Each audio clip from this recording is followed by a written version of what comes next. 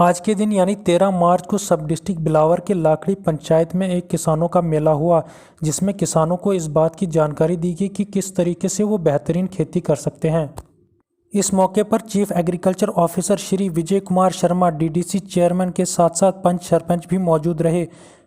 इस मौके पर chief agriculture officer Shri Vijay Kumar Sharma ने किसानों को मुख्तलिफ स्कीमों के बारे में बताया और ये यकीन दिलाया कि किसानों की मदद के लिए एग्रीकल्चर डिपार्टमेंट 2400 घंटे उनके साथ है।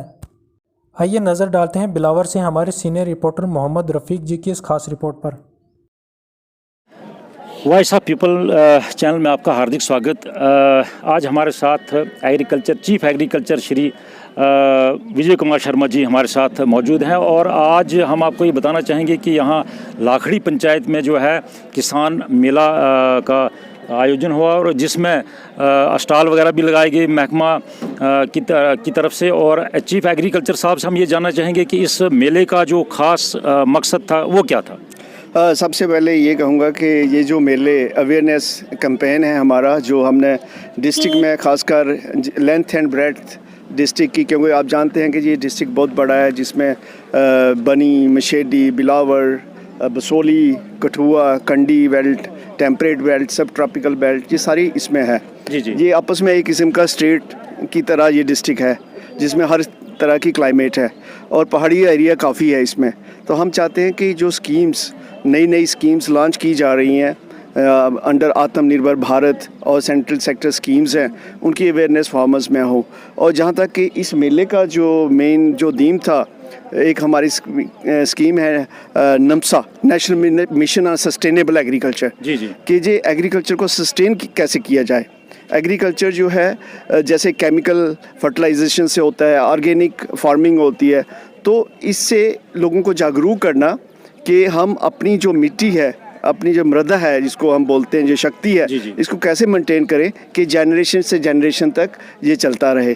खेती के काबिल, कहने का मतलब है कि ऑर्गेनिक फसल ज़्यादा तैयार, ऑर्गेनिक फसल भी है और ये है कि इसको हम वो न्यूट्रिशन दें जो इसको चाहिए। जी। हम अंदाजे से इसको फर्टिलाइजेशन, केमिकल फर्टिलाइजेशन ना करें। सॉइल टेस्ट बहुत ज़रूरी है, तो इसका मेन पार्ट है इसमें सॉइल हेल्थ बड़ी ज़रूरी है जी। तो ये सॉइल हेल्थ हमें कैसे बरकरार करनी है, तो इसका मेन थीम वो था इस मेले का। जैसे आपने बात कहा कि दूर दराज इलाका है, बनी है, मछेडी है, लोही मल्हार है, इसी तरीके से एक दूर दराज इलाका जैसे लोही मल्हार तहसील भी आपके इस एरिया में आती है, तो उस एरिया में भी उनकी डिमांड है लोगों की काफ़ी अरसे। एक बार हमारा वहाँ जाना हुआ, उनने कहा कि कम से कम यहाँ कोई किसान मेला या किसान अवेयरनेस कैंप लगाया जाए, तो इसके लिए आप क्या कहना चाहेंगे? इसमें आपको मैं आपके माध्यम से अपने किसान भाइयों को और ख़ासकर लोही मल्हार मछेडी के किसानों को बताना चाहता हूं कि हमारा वहां एक प्रोग्राम चल रहा है TSP, जी ट्राइबल सब प्लान।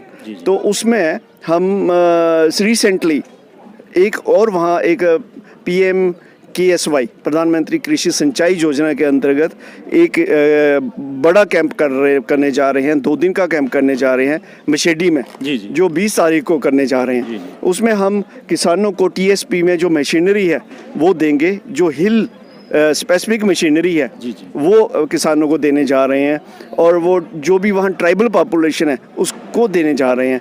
तो मशीनरी की बात की आपने, तो लोही मल्हार एरिया में या मछेडी के एरिया में या इसी तरीके से मलाड़ मंडून के एरिया में, तो जैसे वो लोग भी चाहते हैं कि हमें पावर ट्रिलर्स मिलें, स्प्रे पंप वगैरह मिलें और जो भी सब्सिडी पे जो ड्रम वगैरह जो सीड रखने के लिए होते हैं तो वो मिलें।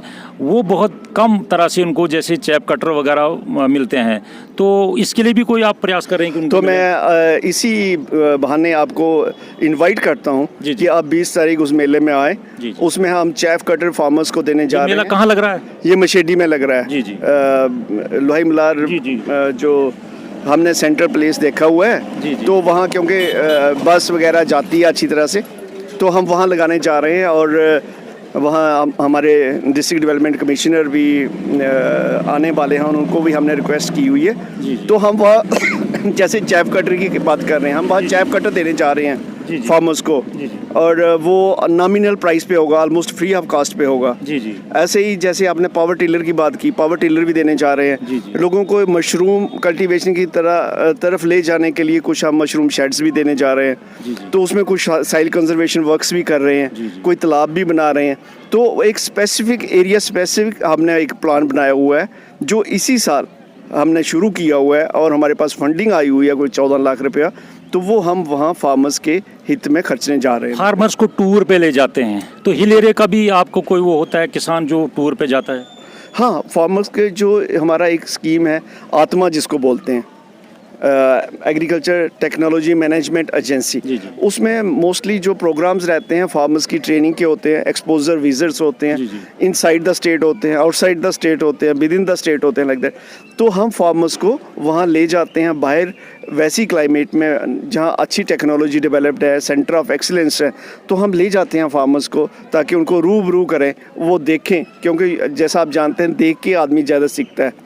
तो वो ऐसा हम रेगुलर हमारी अक्सर हमारा आपका जो ऑफिस है सब डिवीज़न ऑफिस बिलावर में है, फिंतर में है, हमारा जाना होता है वहाँ पे, तो वो लोग शायद आपसे बात करते हैं नहीं करते हैं, मगर बीइंग ए लोकल, हम भी लोकल हैं, आप भी लोकल हैं, तो मैं उनकी आवाज़ आप तक पहुँचाता हूँ, क्योंकि जो आपका ऑफिस है वो बिल्डिंग बहुत छोटी है, दूसरा वहाँ पे जो स्टोर है वो भी बहुत छोटा है। इसके लिए क्या कर रहे हैं आप? क्या एक शनाख्त छोड़ के जाएंगे कि बिलावर में क्या हुआ? आप बिलावर की बात कर रहे हैं, बिल्डिंग की। तो बिल्डिंग का ये है कि हमारा जो है सीजनल काम होता है, बिल्डिंग जो हाँ, जो सीजनल काम होता है हमारा। बिल्डिंग काफ़ी देर पुरानी है और इसमें कंडीशन भी अच्छी नहीं थी। अब कुछ उसमें पैसा अलॉट करके उसको हमने रिपेयर वगैरह करवाया हुआ है, क्योंकि फंड्स की क्रंच होता है, लाइक दैट। तो आप सही कह रहे हैं कि बिल्डिंग की एक्सपेंशन, स्टोरेज ये होना चाहिए और काफ़ी अच्छे पैमाने पे होना चाहिए। इस मैं आपकी बात से इत्तेफाक रखता हूँ। जी चीफ साहब, आप हैं चीफ एग्रीकल्चर और आपकी आवाज़ जो है वो दूर दूर तक जा रही है।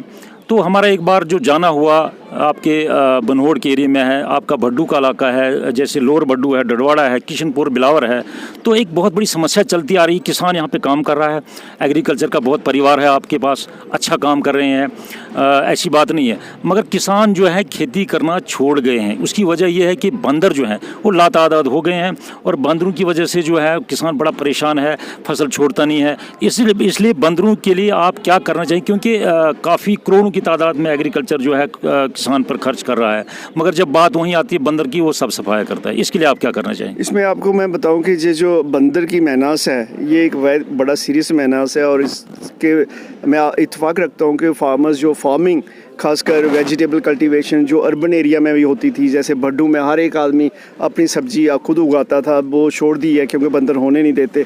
और ख़ास करके मेज़ पे इसका बहुत इफेक्ट हुआ है, क्योंकि जब मेज़ निकलती है उसका काब होता है तो बंदर 3-4 काब लेके वही यील्ड होते हैं ले जाता है, लग जाए तो सिर्फ वही रह जाता है, स्टॉक ही उसका रह जाता है।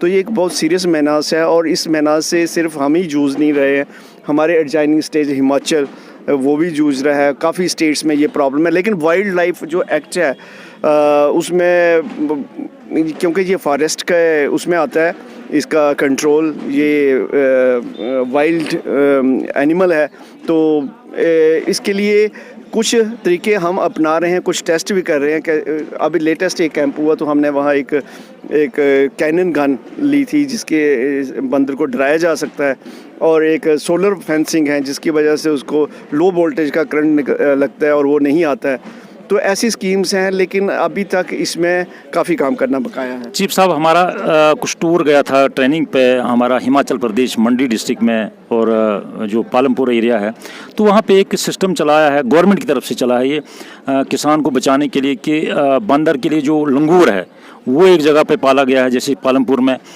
दूसरी उनने क्या रखा है कि गवर्नमेंट ऑफ हिमाचल ने कि जो नरेगा स्कीम के तहत हर मोहल्ले में 2 जो लेबर हैं वो रखे गए हैं, वो बंदरों को भगाते हैं।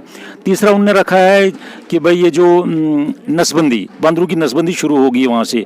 हमने उनसे जानना चाहा तो उनने कहा कि ये जो मशीन है ये हमें यूपी से हासिल हुई है, और जो ये लंगूर है ये भी हमने यूपी से ही हासिल किया है। तो क्या जम्मू कश्मीर गवर्नमेंट इस किस्म का प्रयास नहीं करे, क्योंकि उनको बहुत सारा वहाँ से बहुत सारी राहत मिली है उनको? हाँ, क्योंकि हमें हिमाचल से सीखना चाहिए कुछ। जैसे आपने जो सजेस्ट किया लंगूर से तो बंदर भग जाता है, और जो दूसरा कॉस्टेशन का उसमें जैसे उसकी कॉस्टेशन से भी उसकी पॉपुलेशन बढ़ जाती है। बेशक इसकी अपनी प्रॉब्लम्स हैं, इतने मैं कहूँगा कि हिमाचल भी इतना सक्सेसफुल अभी तक नहीं हो पाया इस मेहनाज को दूर करने में, लेकिन फिर भी ये चीज़ें ट्राई की जा सकती हैं और उससे थोड़ी बहुत राहत मिल सकती है। लेकिन इसके साथ मैं एक और बात जोड़ता हूँ कि जैसे जब हम एक चीज़ को कंट्रोल करते हैं, जैसे लंगूर से कंट्रोल करते हैं, तो बंदर तो कंट्रोल हो जाएगा एक टाइम टू कम, लेकिन उसके बाद लंगूर प्रॉब्लम बन जाएगा, फिर उसको कैसे कंट्रोल करेंगे? तो ये एक इन्वायरमेंट का लंगूर की तादाद बढ़ेगी तो भी, मगर उसका नुकसान थोड़ा कम है। नेचुरली तब तक कम है जब तक बंदर है, जब क्योंकि ये अपना वो चेंज करता रहता है। जब कोई चीज़ किसी को बड़ी आसानी से मिल जाती है तो फिर बेसिकली ये वाइल्ड एनिमल है, तो हमने इसको डोमेस्टिकेट करने में हमारा बड़ा हाथ है। जैसे आप रोड साइड देखते हैं, हाईवे पे देखते हैं, लोग उसको ब्रेड डाल रहे हैं, बिस्किट डाल रहे हैं, तो बंदर सोचता है कि मैं क्यों इतनी मेहनत करूं जंगल में जाके वो तोड़ के खा के इतना मेहनत पेड़, और उनको आदत हो गई है। जब उसको एक आदत पड़ जाती है फिर वो लोगों के घर तक आ जाता है, फसल पे आ जाता है, उसका चेंज हो जाता है। तो यही प्रॉब्लम, जब एक पेस्ट को कंट्रोल करते हैं तो दूसरा पेस्ट आप भी हो जाता है। रूरल डेवलपमेंट से मिलकर क्या नरेगा स्कीम तहत क्या, जिस तरह हिमाचल में बंदर भगाने के लिए 2 आदमी गांव में रखे जाते हैं और बाकी के लोग जो हैं लेबर करते हैं या नौकरी करते हैं, तो फसल को बचाया जा सकता है, ये नहीं हो सकता? ये अच्छा हो सकता है। हम ये स्टडी करेंगे कि उनका क्या पैटर्न है और गवर्नमेंट को प्रपोजल देंगे कि उसी पैटर्न पे, क्योंकि उन्होंने ये काम पहले शुरू किया है, तो उसी पैटर्न पे हम चलने की कोशिश करेंगे। चलते चलते चीफ साहब, आप हमारे जो किसान हैं, जैसे आपने कहा लोहाई मल्हार है, मछेडी है, बनी है, ढग्गर है, दमान है, बिलावर का एरिया है, लाखड़ी है, कंडी है, तो इस एरिया के लोगों को क्या मैसेज देंगे किसानों को? इनको ये मैसेज देंगे कि हर एक एरिया का अपना स्पेसिफिक कोई पोटेंशियल होती है, तो इसको हम रियलाइज़ करेंगे। जैसे कि हमारे बनी एरिया में एक एरोमेटिक प्लांट है, उसको लेवेंडर करके बोलते हैं, जी जी, ठीक है ना। वो जैसे स्टीपी रॉकी साइल में हो जाता है और उसका जो तेल निकलता है वो भी काफ़ी कॉस्टली होता है, और उसको IIIM उसको प्रमोट करता है, फ्री ऑफ कॉस्ट देता है। हम भी ये फार्मर्स आइडेंटिफाई कर रहे हैं कि हमारे किसानों को उस स्कीम का भी लाभ दिया जाए। हमारा जो स्कोप है डाइवर्सिफिकेशन में है, और जितना हम डाइवर्सिफाई करेंगे एग्रीकल्चर क्रॉप्स, एरोमेटिक क्रॉप्स, जैसे हम एक और कोशिश कर रहे हैं पब्लिक प्राइवेट पार्टनरशिप में कि पोटैटो का सीड तैयार करें बनी में, जी जी, तो उससे भी फार्मर्स का भला होगा। ऐसा हम कर रहे हैं, ऐसा सोच किसानों को ये करना चाहिए, तभी किसान जो है उसको पेट पाल सकता है, पेट भी पैसों से पेट नहीं पाल सकता, और एक एंटरप्रेन्योर हम किसान को बनाना चाहते हैं बिजनेसमैन, ना कि सब्सिस्टेंस फार्मिंग को छोड़ के वो। और जैसे पहाड़ी एरिया आपने बताया, वहाँ तो स्कोप इस एरिया से ज़्यादा है, क्योंकि ऑफ सीजन वेजिटेबल का बड़ा स्कोप है। उसको हम PMDP में बहुत ज़्यादा प्रमोशन कर रहे हैं। फार्मर को 50% सब्सिडी पे सीड दे रहे हैं हाइब्रिड, ताकि जो जैसे मटर है, मटर की खेती जब गर्मियों में वहाँ होगी तो उसकी काफ़ी दाम यहाँ मिलेगा। गोभी की फसल वहाँ होगी तो काफ़ी दाम, ब्रोकली की होगी तो काफ़ी, क्योंकि ये ऐसी चीज़ें वो गर्मी में वहाँ तैयार होती है और जहाँ सर्दियों में, और गर्मी में जहाँ ज़्यादा डिमांड है। तो लेकिन उनको हमें मार्केटिंग के साथ जोड़ना है। अब इस माध्यम से मैं ये कहूँ कि गवर्नमेंट FPO भी बनाने जा रहा है, फार्मर्स प्रोड्यूसर ऑर्गेनाइजेशन। उसके साथ हम कम से कम 100 फार्मर को एक बना के एक कंपनी बनाएंगे, और ताकि वो एक कंपनी का काम करे और मार्केटिंग भी खुद करे। इसके लिए हमारा डिपार्टमेंट, एक हमारे पास रेफ्रिजरेटर ट्रक है, उसकी भी सहायता हम FPOs को देंगे ट्रांसपोर्टेशन के लिए। पहाड़ी इलाके के लिए सीड, और जैसे डिमांड करते हैं मछेडी के इलाके, लोहाई मल्हार के आदमी की इलाके में कि जो कुफरी बादशाह है या जो गुलमर्गी आलू है, उसकी काफ़ी अर्से डिमांड चल रही है, वो काफ़ी उसकी प्रोडक्शन हुई थी, क्या उसकी लाने की मैं आपको ये बताऊं आपके माध्यम से कि इस साल हमने बनी में भी और मछेडी में भी कुफरी ज्योति, कुफरी हिमानी, कुफरी बद्री, ये काफ़ी वैरायटीज़ वहाँ। गुलमर्गी नहीं है, गुलमर्ग इस साल नहीं आई, क्योंकि ये वैरायटीज़ का ये सिस्टम होता है कि हर 10 साल तक एक वैरायटी की बुनियाद होती है, उसके बाद वो वैरायटी चेंज करके नई वैरायटी आनी चाहिए। तो ये वैरायटीज़ जो है ये रिप्लेस होती रहती है और अच्छी वैरायटीज़ आती रहती हैं। जैसे एक बार आपने सुना होगा कि पहले सोनालिका वो आती थी, गंदम वीट, अब तो सोनालिका मिलती नहीं। कहने का मतलब ये एक्सटिंक्ट हो जाती हैं, नई इंप्रूवमेंट्स हो जाती हैं, उसमें बीमारियां आ जाती हैं, उसको काउंटर करने के लिए ये चेंज किया जाता है। लेकिन ये जो चिप सोना काफ़ी वैरायटीज़ हैं, और इस बार हमने बनी में और मछेडी में दोनों जगह पोटैटो दिया हुआ है। आप जाके पता करें, इवन सीड पोटैटो के लिए हम कोशिश कर रहे हैं कि प्राइवेट ऑर्गेनाइजेशन से मिलके इसकी सीड प्रोडक्शन करे, वो अपना पोटैटो वहाँ दे, उनको फर्टिलाइज़र दे और बाई बैक अरेंजमेंट कर ले। उसके लिए भी हमने कुछ एरिया आइडेंटिफाई किया है बनी में। अब वो हम कोशिश कर रहे हैं, देखते हैं उसका क्या नतीजा निकलता है। अगर सक्सेसफुल होता है तो एक बड़ा अच्छा एक्सपेरिमेंट होगा। चलिए चीफ साहब, आपने हमसे बात की, आपसे बात करके बहुत अच्छा लगा, बहुत बहुत शुक्रिया।